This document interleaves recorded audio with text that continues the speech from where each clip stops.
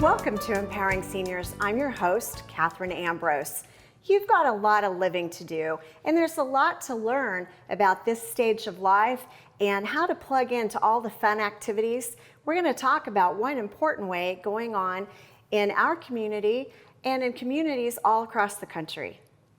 I'm with who I call Renaissance Man, Joe Stump. He's the editor and publisher of a local newspaper called The Active Age. Welcome to Empowering Seniors, Joe. Well, thank you for having me, Katherine.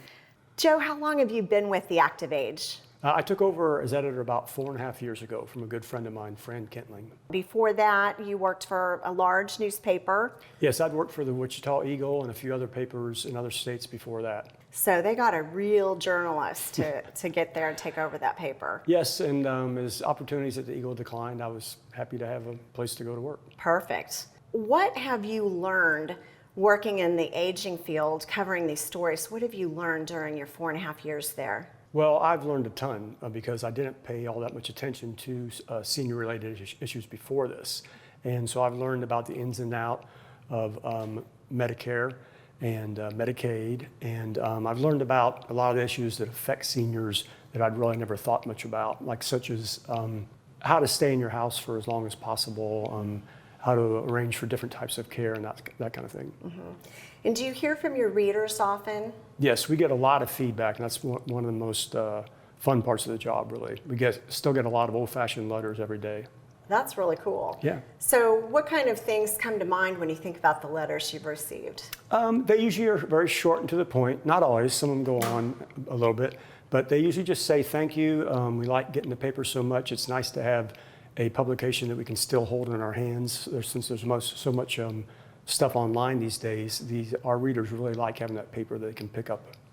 I would imagine they like that it's focused on aging, and there's good content in there to help them with their everyday life or inspire them to go to events. Right. Yeah, and we do focus somewhat on aging, but we think of it more in a positive aspect. Like, we're trying to make it promote a culture of positive aging where you remain active, and kind of our motto is we write about people doing interesting things and interesting things for people to do.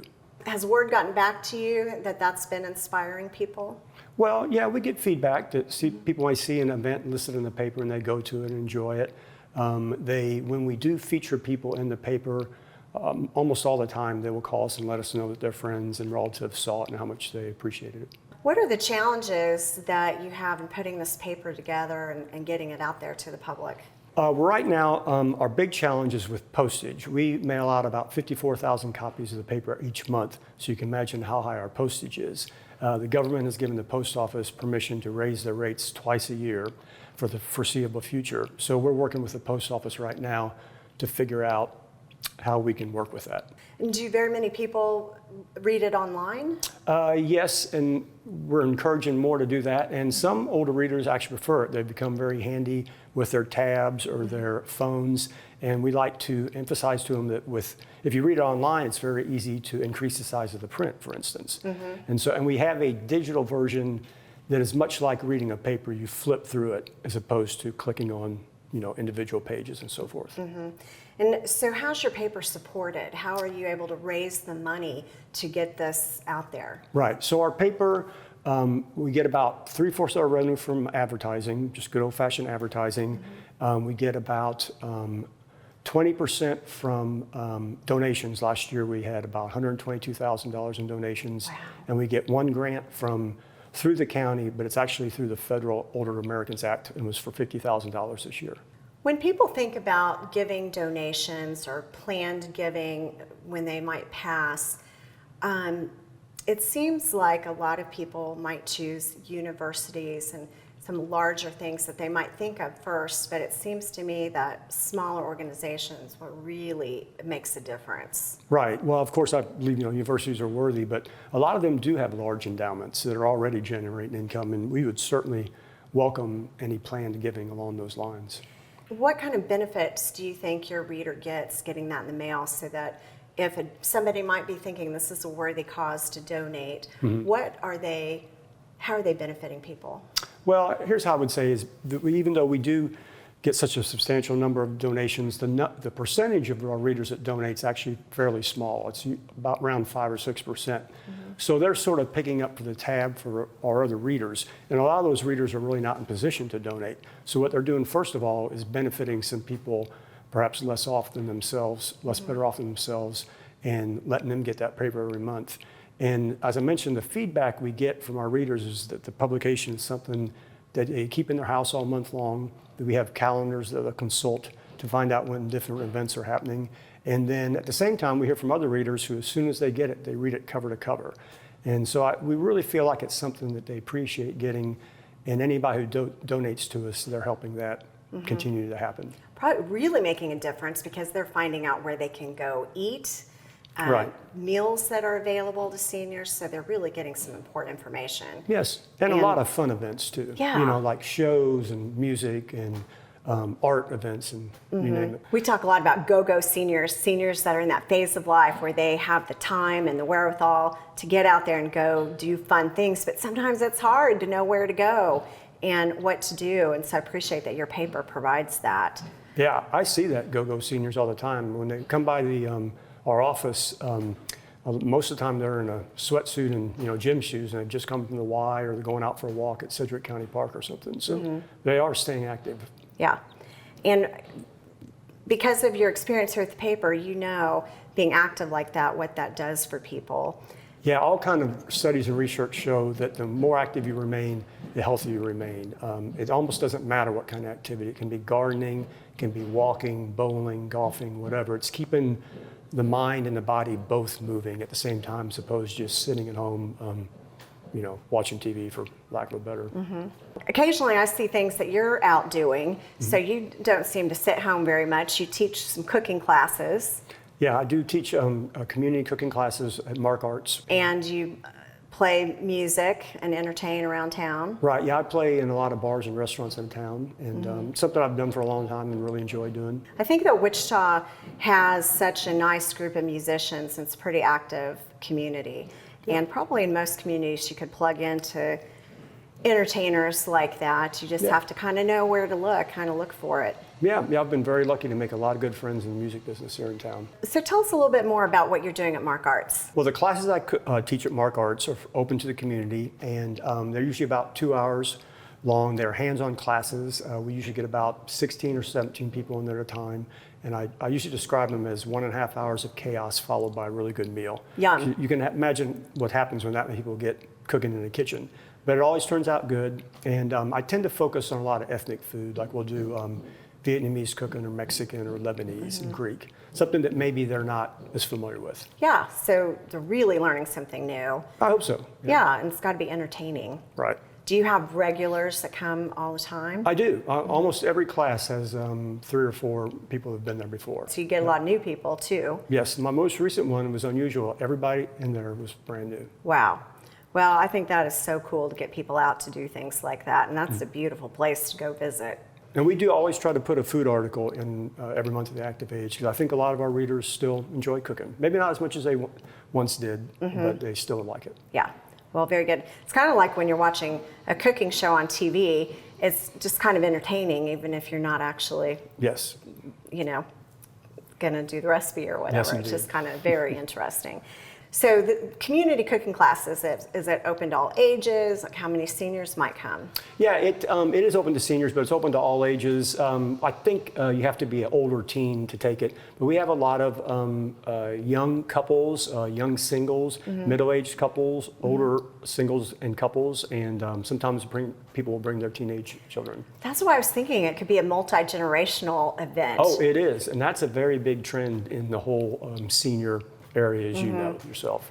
Well, sometimes we'll hear from seniors like, my family doesn't invite me to do anything. Blah, blah, blah. Like, well, invite yourself or invite them to something. Don't ask permission or wait to be invited. Just start planning and just start doing stuff and make sure you don't feel like you're left behind. So I think taking family to cooking classes sounds pretty cool. Yeah, I think that's a great idea. I hope I'll see some of them out there. Yeah, and something that somebody in their teens or 20s, whatever age, would remember taking that class. together with their loved ones. So Yes. very cool. I know I learned a lot about cooking from both my two grandmas. Yep, and we think about our grandparents for decades and decades after they're gone. And so anytime you can spend with family and doing something different and doing an experience together is so cool. And younger generations are really into new experiences. And probably when you were growing up, just like in my house, we did Sunday dinner at Grandma's every Sunday. And that might not always happen today, but you can still do other things together. Right. That's a great point. So think back to some of those times when you were cooking with one of your grandmothers. What comes to mind for you? Okay, well, my grandma Stump was actually sort of a professional pie baker in her little town in southern Illinois, and she made pies that she would then the local restaurants and hotel would sell to their customers. And she taught my mom how to make pie, and my mom said she could make 6 pies in the time it took any other woman to make 1 pie. And so I saw her do that a few times. I picked up a few tricks from her. Cool. That is really neat. Let's talk about this paper because I'm curious, are you in touch with other editors and publishers around the country that are producing similar newspapers that address positive aging? Yes, we belonged to a trade organization called the North American Mature Publishers Association, and a lot of the papers are in the same boat as us, although they tend to be on the for-profit side, and we are a nonprofit. So that's been helpful to talk to them. I have a lot of contacts in the Wichita media market from working at the Eagle for many years, and I'm in collaboration with them through the Wichita Journalism Collaborative, with people like KMUW, the Wichita Eagle, and KNS, and so forth. And then we recently became involved in an organization called the Nonprofit Network News Initiative, which is based at George Washington University in Washington, D.C. We think that really fits us best because we are a fairly large nonprofit news organization, and we're all dealing with the same issues of trying to reach the right audience and also stay financially viable. From your peers in that mature publishing world, what are they seeing coming down the line, or what are they talking about as far as the news they really want to get out there? The news they want to get out there. I would say housing is a big concern. People they just face so many questions as they transition through life. Almost everybody wants to stay in their own home as long as possible. As you do that, you have to arrange for different services often, depending on what sort of condition you're in. That's a really key thing. There's also a typical topic that's always talked about is when exactly do you decide to take Social Security, and in what form, and then which Medicare plan or do you want? Questions like that. Yeah, and those are tough questions. And I think younger people, it's just not on their radar screen. And so then when you kind of reach the age where you start to wonder about this, it's like, what? How do I find out about all of this? Yes. There's a few other topics I should mention, like also staying safe online. There's so much fraud going on, online fraud targeting seniors right now. If you follow the news releases from the Sedgwick County District Attorney's Office, it's rare a month goes by when some local senior is not scammed out of thousands of dollars. It can be $70,000. Well, something that I heard that maybe makes some seniors feel better is that a lot of times it's younger people and people of all ages that get scammed. Oh, sure. It can happen to anybody. It sure but can. when you're older, you might question yourself more. Family might question you more. And so when you become a victim of a scam, it's pretty loaded. And the other thing is that seniors tend to lose more money than some of the younger targets. So what are some of the things that you've published or that you're aware of that might help them avoid those kind of scams? Well, first of all, just slow down. Whatever you're thinking about doing, don't do it until you've talked it over with several people, your friends and family. I would say that's the main thing. Slow down. Don't push any buttons. Don't give anybody any personal information. That's the number one key right there. And I think what you said about talking to several people is maybe several professional advisors. Like if you have your estate planning attorney, hopefully you have a good attorney and they know who you are, you know them. That's an important team member to have. a financial planner, a wealth advisor, somebody really important, have team members around where you can run something by them. Yes. You can also arrange to have your bank put a break on your finances, like over a certain limit, like will not be drawn out of your account on a certain day. Very good. That's a good tip. Because you can also be scammed without ever really committing an error on your own. There are people who are hacking into accounts all the time. And the number of phone calls that seniors get is unreal. Right. People tell us they get 50 calls a day sometimes. And what's scary is sometimes when we're with people that are experiencing maybe some cognitive issues, they'll really talk to them as if they know them. And so thinking ahead, like how can I protect myself from myself as time goes on, Right. is a good idea. Yeah, and there are scam filters you can put on your phone as well. Well, it sounds like you put a lot of good content together. Your 54,000 readers or more, how big is your reach? We distribute it primarily in three counties, Sedgwick, Butler, and Harvey. Probably 85% of that in Sedgwick, and the rest is split between Butler and Harvey. And then we do mail across the rest of Kansas and even other parts of the country, mainly former Wichita residents who've asked to keep getting it. I really love personal stories, and you thinking about and telling your story about Grandma Stump. Will people find stories like that in this newspaper? Yes, I love stories with a personal touch too. And we actually run a lot of stories from our readers, not professional writers. We edit them, of course, and work with them. But those are some of our best pieces, really. But in general, what we strive for is to present a variety of topics every issue. And so we'll have history as a favorite topic of our readers. And it's not so much old history. They like stuff recent or near recent, stuff maybe from when they were growing up, 40s, 50s, or maybe when their parents were growing up, 20s, 30s, that sort of stuff. And then we cover hard news that we think is important to them. If Social Security adjusts their benefits, if Medicare does something different, those kind of things. If there's a development in, say, drugs that treat Alzheimer's, we're going to cover that. And then we do a lot of what I call arts and entertainment coverage, let people know what's going on around town. And then we just seek out also a lot of people that we can write profiles about that we think people would find interesting. People are fascinated by what others are doing in their lives, and it can really spark something great. Yes, I agree, and they don't not have to be well known. Some of the best articles about people just kind of laying under the radar, but doing really interesting things. So Joe, since you're a nonprofit, do you have volunteers that help make this happen? We do have volunteers. We have a great core group of volunteers. Some of them come from the RSVP program, which I'm sure you're familiar with. And these are people who come in and help send out our stuff envelopes, to send out our donation letters every month, which is just crucial to us. And then we have other volunteers that work with us on the editorial side. And these are people, most of them are former journalists themselves, and so they can help us edit the paper, copy edit the paper. It's always nice to have more than one set of eyes on any bit of copy. And then we consider our readers that volunteer their stories volunteers too, because they don't really want to be paid for it. They just would like to see their story in print. I should mention our last group is our board of directors are all volunteers. Very good. And your board of directors, are they pretty active? Yeah, they take an active interest in it. They let me run the editorial side of it, but they give me a lot of really valuable advice on the business aspects of it. I'm a little bit familiar with RSVP, but a lot of our viewers might not be. So what can you tell us about that organization? Okay, I'm not the expert on it, but I know it's a county organization, and they have hundreds of retired volunteers that they sort of farm out to nonprofits across the city and I guess county. And they come in and spend, at our place, they spend about 8 hours a month helping us out. And we have a core group of about 5 or 6 who do that every single month. And really, really helpful. It would cost us a lot of money to have that done.